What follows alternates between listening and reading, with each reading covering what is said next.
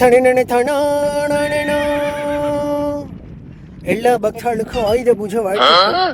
இன்னைக்கு வந்துட்டு ஆயுத பூஜை இல்லையா, வீட்டில் வெட்டியாக தானே இருக்கோம். சரி வந்து வண்டியை வாஷ் பண்ணலாமேன்ட்டு நம்முடைய தீவிர பக்தாளெலாம் கூட்டிகிட்டு வந்திருக்கேன். இங்கே பாருங்க. ஏய் எதுக்குடா வந்திருக்கேன்?